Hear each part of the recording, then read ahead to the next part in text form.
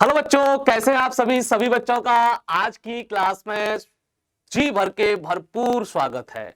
प्यारे बच्चों, हमारी बातचीत आपसे इस समय अध्याय 4 यानी कि भूगोल विषय का अध्याय 4 जिसका नाम है कृषि, उससे संबंधित हो रही है।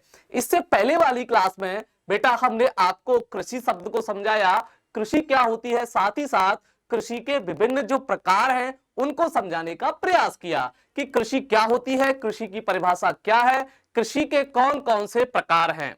आज की कक्षा में हम जो चीजें देखने वाले हैं वह है सस्य प्रारूप। सस्य प्रारूप क्या होता है बेटा? सस्य प्रारूप का आप संबंध सीधे सीधे समझ लीजिए इस तरीके से कुछ कि मौसम के अनुसार, ऋतु के अनुसार जो फसलें बोई जाती हैं, जो फसलें होती हैं, उसी को हम लोग सस्य प्रारूप के नाम से जानते हैं। यह शब्द आपको बड़ा कठिन लग रहा होगा कि सस्य प्रारूप है क्या, सस्य प्रारूप का मतलब क्या है।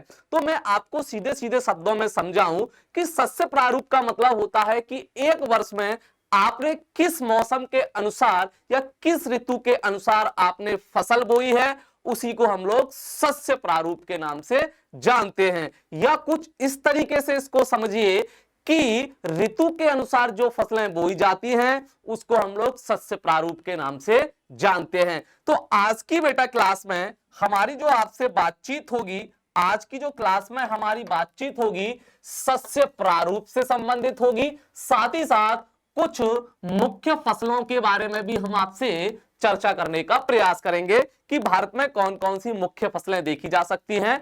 इससे पहले हम थोड़ा सस्य प्रारूप के बारे में जान लेते हैं, क्या होता है क्या नहीं होता। तो बेटा सबसे पहले इस शब्द को हम समझने का प्रयास करते हैं कि सस्य प्रारूप होता क्या है, एक्चुअल में इसका मीनिंग क्या है, अर्थ क्या है।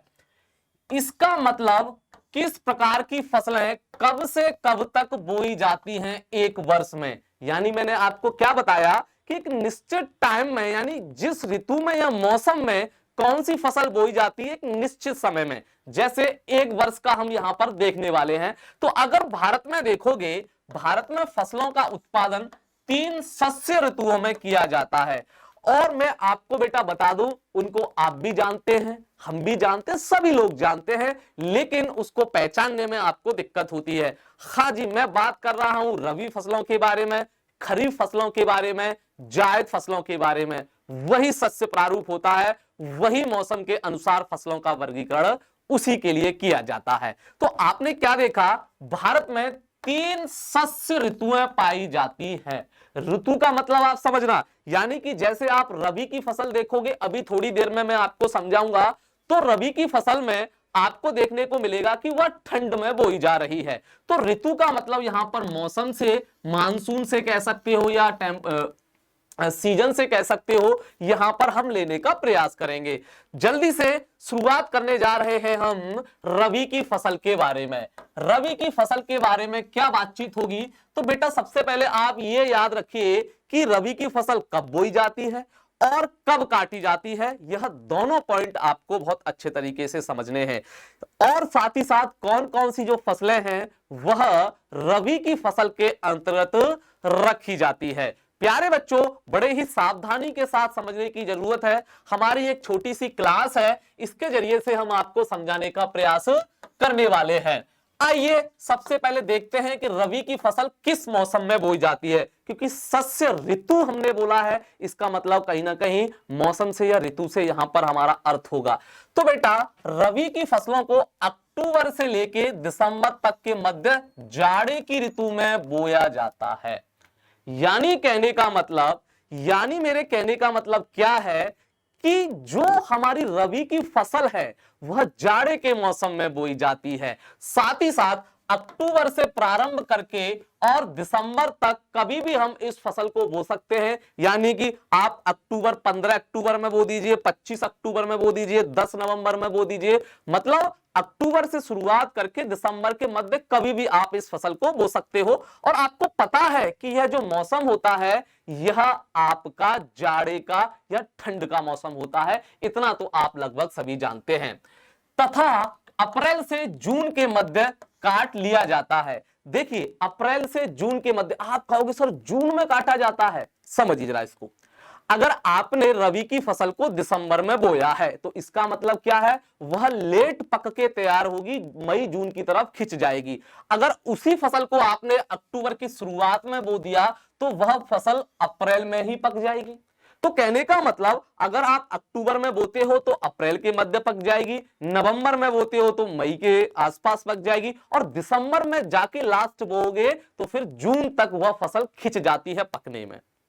तो यहां पर आपने क्या देखा, रबी की फसल जिसको हम जाड़े की या ठंड की फसल के नाम से भी जानते हैं, ध्यान रखना इस बात को। और यह अप्रैल से जून के मध्य काट लिया जाता है, इसको अक्टूबर से दिसंबर के मध्य इसको हम लोग बोते हैं ठंड के मौसम में।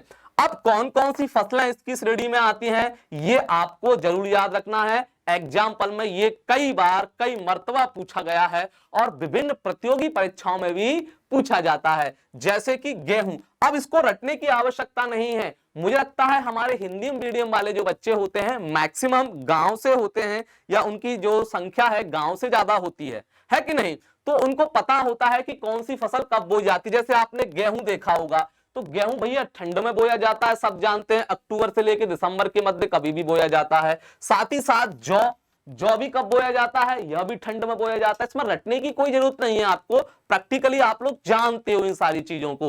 देखो मटर जो आप खाते हो ना, आलू मटर की सब्जी, मटर पनीर की सब्जी, जो उसमें जो मटर होती है गोल गोल वाली, वह भी ठंड में ही बोई जाती है, रबी की फसल में उसको रखा जाता है। चना खाते हो कि नहीं, कई हमारे बच्चे जो मेरे लाल हैं वह रनिंग करते हैं, दौड़ लगाते हैं आर्मी की तैयारी के लिए या पुलिस की तैयारी करना चाहते हैं, तो उनसे कहा जाता है कि रोज सुबह सुबह गले हुए चना खाइए। तो जो चना होता है आपका वह भी रबी की फसल में रखा जाता है। सरसों, ओ माय गॉड, सरसों का तेल तो लगभग हम सभी लोग खाते हैं, सब्जी में डाल के सब्जी बनती है। सरसों भी आपकी क्या है, रबी की फसल में रखी जाती है, क्योंकि सरसों जो होती है वो ठंड के मौसम में होती है, आप भी जानते हो। मेरे कहने का मतलब क्या है, आप बस इतना पता कर लीजिए कि ठंड के मौसम में कौन कौन सी फसल बोई जाती है, वह सारी की सारी रबी की फसल ही होंगी। मैंने क्या कहा, रबी की फसल का दूसरा नाम क्या है, ठंड की या जाड़े की फसल, ठंड की या जाड़े की फसल। इसलिए जो फसल जाड़े में बोई जाएगी उसको रबी की फसल में आप रख सकते हो या रखना चाहिए हमको, बिल्कुल।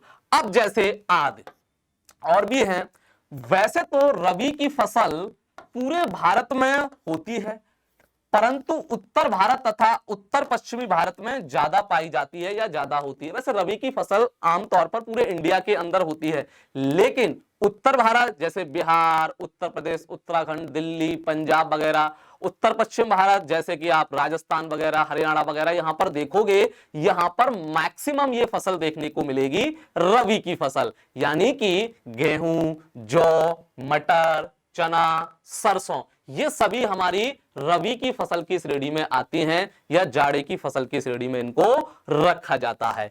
चलिए, इसके बाद दूसरी हमारी जो फसल है, सस्य प्रारूप है, वह है खरीफ की फसल या खरीफ की फसलें।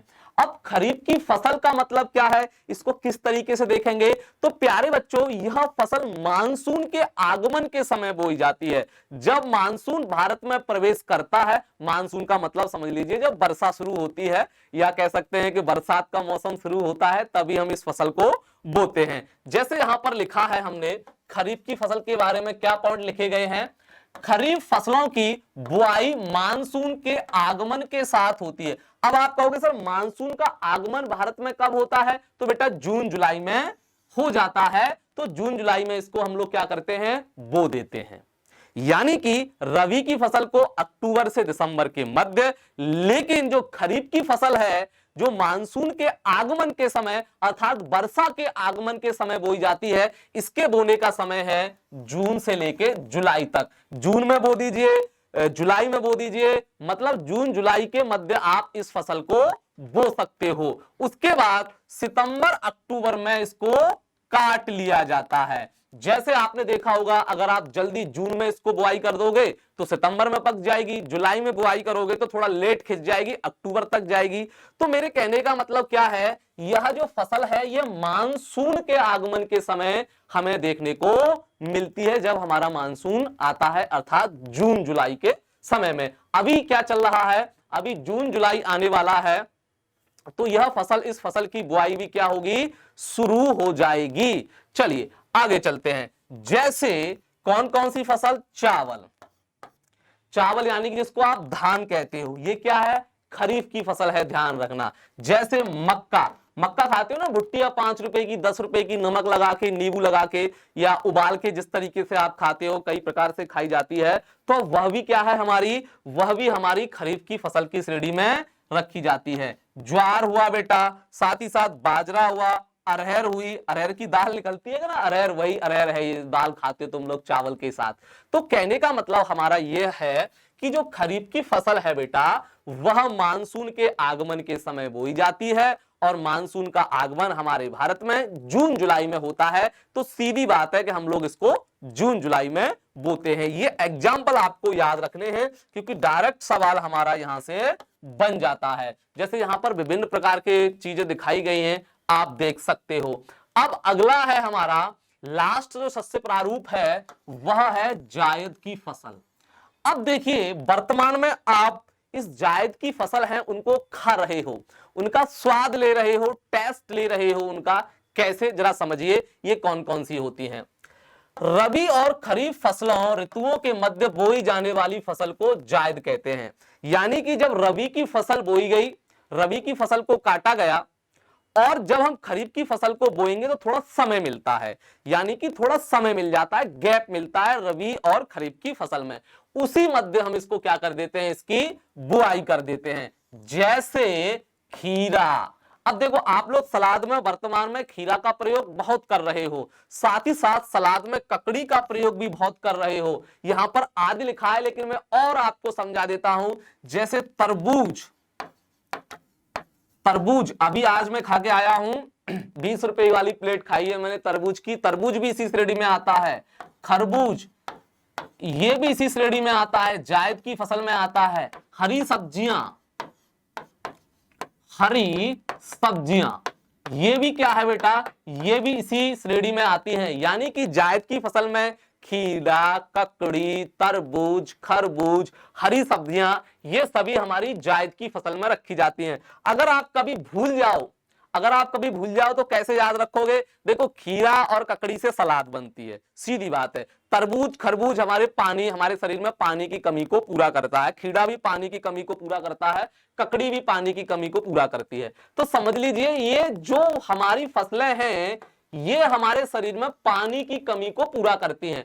और यह फसलें वर्तमान में, यानी कि मई का महीना चल रहा है, तो ये खूब ढेर सारी मात्रा में बाजार में मिल रही होंगी। जैसे तरबूज देख लीजिए, खरबूज देख लीजिए, खीरा देख लीजिए, है, हरी सब्जियां देख लीजिए। और इस समय लू चलती है, तो लू से हमारे शरीर में क्या होता है?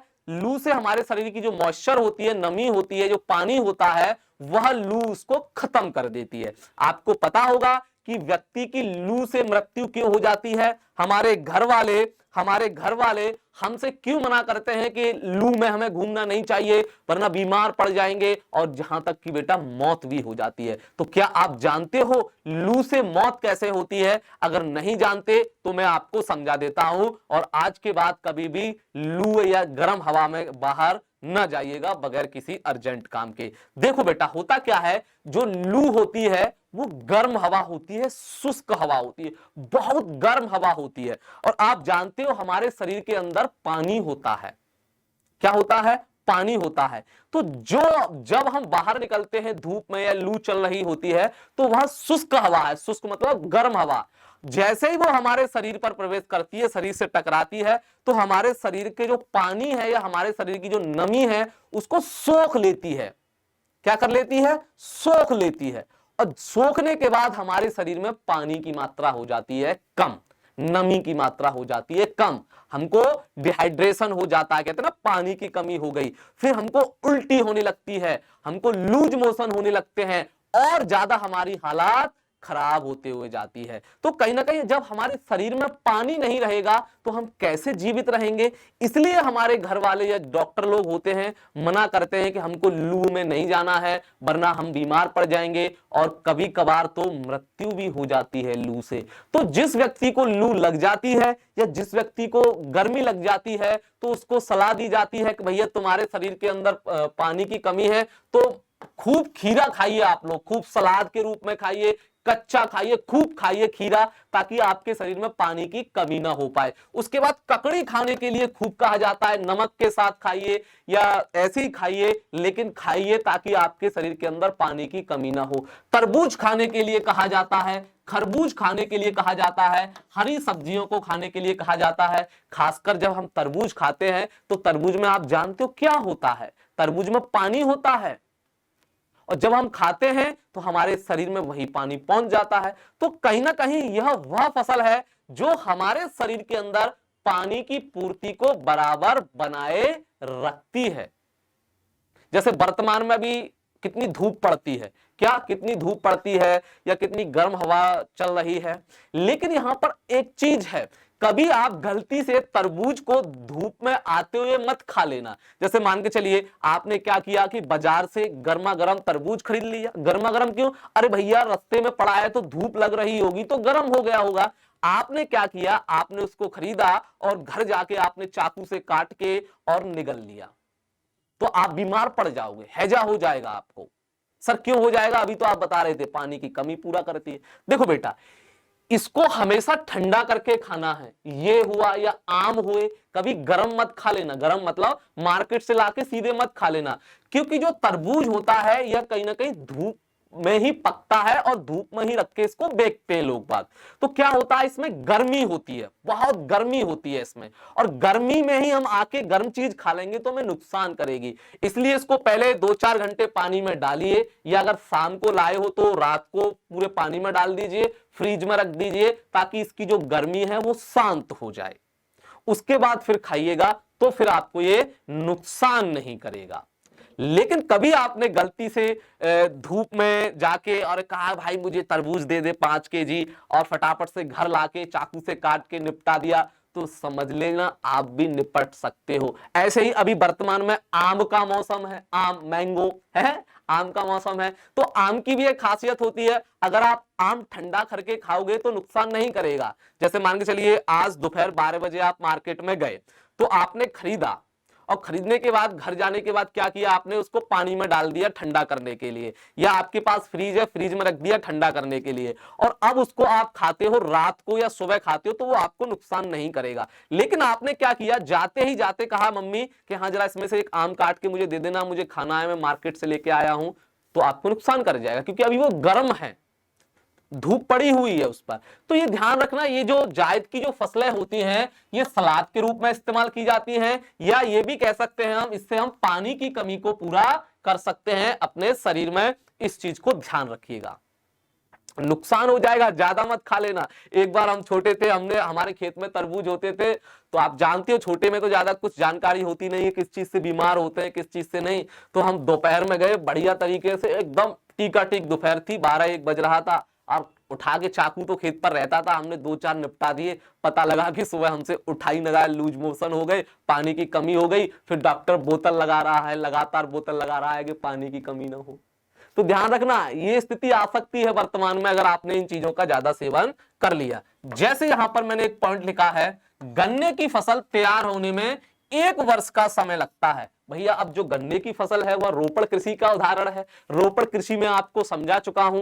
रोपण कृषि क्या होती है कि रोपण कृषि एक लंबे चौड़े भाग में और एक निश्चित समय के लिए बोया जाता है, लंबे समय के लिए इस प्रकार की फसल को बोया जाता है। पूरा 1 वर्ष लगता है गन्ना तैयार होने में। अब तो खैर उत्तर प्रदेश में थोड़ी बहुत जगह पर ही गन्ना होता है, क्योंकि उत्तर प्रदेश में भी गन्ना लगभग खत्म सा होता हुआ जा रहा है। अभी भी मेरठ, हापुड़, बागपत वगैरह में देखोगे यहाँ पर गन्ना अब भी होता है। और उत्तर प्रदेश में सर्वाधिक चीनी की मिलें हैं, ध्यान रखना, गन्ना भी होता है, चीनी की मिलें भी हैं। गन्ने से ही चीनी बनाई जाती है। आप लोग चाय में डाल के जो पीते हो ना, या विभिन्न तरीके से आप इस्तेमाल करते हो, भैया वो जो चीनी है वो गन्ने से ही बनाई जाती है, ध्यान रखना। ठीक, तो ये क्या है हमारा, यह हमारा गन्ने की फसल तैयार होने में 1 वर्ष का समय लग जाता है, ध्यान रखना। आइए थोड़ा हम आपको जो मुख्य फसलें हैं उनमें से आज सिर्फ गेहूं और चावल के बारे में डिस्कस करते हैं, फिर हम अपनी क्लास को यहां पर समाप्त कर देंगे। आइए बेटा, तो हम आपको थोड़ा मुख्य फसलों में बताते हैं। सबसे पहले गेहूं के बारे में, कि गेहूं के बारे में हमको क्या क्या चीजें याद रखनी है। आप सभी जानते हो गेहूं रबी की फसल के अंतर्गत आता है, मुझे अब बार बार बताने की आवश्यकता ना हो, क्योंकि जो फसल ठंड में बोई जाएगी भैया वह रबी की फसल है और कुछ नहीं, ध्यान रखिएगा। अच्छा सर, इसके लिए मौसम क्या होना चाहिए, किस प्रकार का मौसम होना चाहिए? तो बच्चों आप आइडिया लगाइए, मैंने आपसे क्या कहा, ठंड के मौसम में बोई जाने वाली फसल है ये। कैसा? ठंड के मौसम में, ठंडा मौसम, टेम्परेचर कम होना चाहिए, तापमान कम होना चाहिए, ध्यान रखना गेहूं के मामले में। फिर उसके बाद मिट्टी सर कैसी अच्छी हो, इसके लिए मिट्टी कैसी अच्छी होती है जिसमें गेहूं अच्छे से उपज सकता है या इसका जो पैदावार है अच्छे से हो सकती है, ये भी थोड़ा हमको पता होना चाहिए। तो ये हमारी जलोढ़ मिट्टी, कौन सी बेटा? जलोढ़ मिट्टी। मिट्टियों के बारे में मैं आपको पढ़ाऊंगा, अभी इतना ही समझ लीजिए। जलोढ़ मिट्टी में गेहूं हमारा सर्वाधिक सबसे अच्छे तरीके से उत्पादित होता है या बहुत पैदावार होती है जलोढ़ मिट्टी में, ये भी हम कह सकते हैं।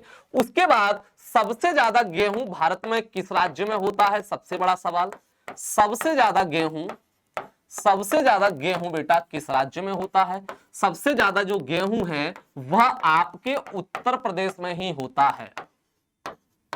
सबसे ज्यादा जो गेहूं है वह आपके उत्तर प्रदेश में ही होता है। भारत में 28 राज्य हैं, 8 केंद्र शासित प्रदेश हैं, जिनमें सबसे ज्यादा जो गेहूं की पैदावार है वह आपके उत्तर प्रदेश में ही देखने को मिलेगी। तो गेहूं से हमें क्या क्या याद रखना है? यह रबी की फसल है। मौसम कैसा होना चाहिए? ठंडा या ठंड का मौसम होना चाहिए। मिट्टी कैसी हो? जलोढ़ मिट्टी हो। ऐसा नहीं है कि जलोढ़ मिट्टी में ही होगा, और मिट्टियों में भी हो जाएगा, लेकिन सबसे अच्छी जो पैदावार होगी वो जलोढ़ मिट्टी में ही होगी। सबसे ज्यादा जो गेहूं है वह आपके उत्तर प्रदेश राज्य में पैदावार होता है, इस चीज को ध्यान रखना। तो पहली फसल में हमने गेहूं को देखा। अब लास्ट जो आज हम फसल देखने वाले हैं वह है चावल या धान। चावल या धान, धान बोलते हैं वैसे इसको, चावल भी बोल देते हैं, लेकिन भूगोल की भाषा में इसको धान ही बोला जाता है। अब इससे ज्यादा क्या पॉइंट आपको याद रखने हैं? देखिए आप जानते हो गर्मियों में बोया जाता है, मानसून के आगमन के समय बोया जाता है, खरीफ के ही फसल के अंतर्गत रखा जाता है। विश्व की सबसे बड़ी खाद्यान्न फसल, विश्व की सबसे बड़ी खाद्यान्न फसल, सर ये क्या होता है जरा समझिए। खाद्यान्न का मतलब वो जिसको हम खा सकते हैं, वह जिसको हम खा सकते हैं, खाद्यान्न फसल को उसे खाद्यान्न फसल कहते हैं। मेरे कहने का मतलब क्या है बेटा, खाद्यान्न फसल विश्व की सबसे बड़ी कौन सी है? चावल। पूरे विश्व की, आप गेहूं मत समझ लेना कि सर गेहूं है, नहीं, चावल जो हमारी है, खाद्यान्न का मतलब जो खाने योग्य हो, जो गेहूं है हमारा वह सबसे बड़ा नहीं है, चावल है सबसे बड़ा। खाद्यान्न उत्पादन की दृष्टिकोण से देखें या विश्व में सबसे बड़ा जो खाद्यान्न फसल है वह चावल है। और विश्व की ही नहीं, भारत की भी सबसे बड़ी खाद्यान्न फसल है।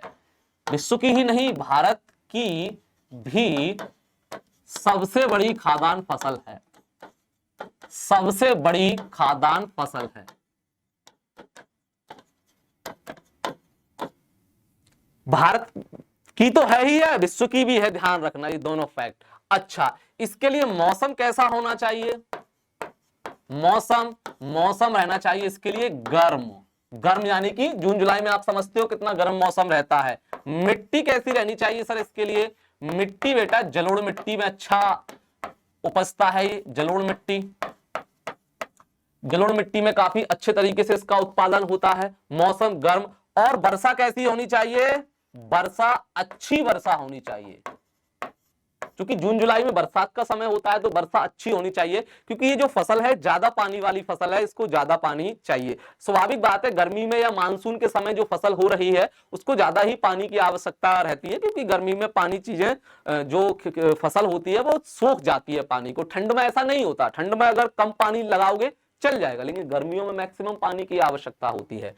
तो क्या हुआ, चावल के बारे में, विश्व की सबसे बड़ी खाद्यान्न फसल, भारत की सबसे बड़ी खाद्यान्न फसल। मौसम गर्म होना चाहिए, मिट्टी जलोढ़ मिट्टी में अच्छी होती है, वर्षा अच्छी होनी चाहिए। अब सबसे ज्यादा जो भारत में चावल होता है, सबसे ज्यादा जो चावल होता है भारत में, सबसे ज्यादा पश्चिम बंगाल में, सबसे ज्यादा पश्चिम बंगाल में चावल होता है। इस चीज को आप बच्चों नोट कर लीजिएगा, ये सारी चीजें बहुत इंपॉर्टेंट है। अगर विश्व की बात करूं, विश्व में तो चीन है भैया पहले नंबर पर। चीन पहले नंबर पर है चावल में या धान में, ध्यान रखना। तो ये कुछ आज की हमारी जो बातचीत है वह आपने देखी होगी। इसके बाद अभी और भी भारत में प्रमुख फसलें हैं, जैसे तिलहन, जैसे कपास, जैसे दलहन, गन्ना, रबड़, अभी विभिन्न प्रकार की फसलें बची हुई हैं। इस क्लास में डिस्कस करना थोड़ा मुश्किल होगा, उसको हम नेक्स्ट क्लास में आपसे डिस्कस करेंगे। तो प्यारे बच्चों, मुझे लगता है वैसे क्लास आपने समझ ली होगी। फिर भी अगर आपका कोई डाउट है तो आप कमेंट में नीचे लिख दीजिएगा, हम उसको पढ़ लेंगे, फिर उस डाउट को अगली क्लास में करने का प्रयास करेंगे। तो प्यारे बच्चों, अब हमारी मुलाकात आपसे होगी अगली क्लास में। जब तक के लिए टाटा बाय बाय।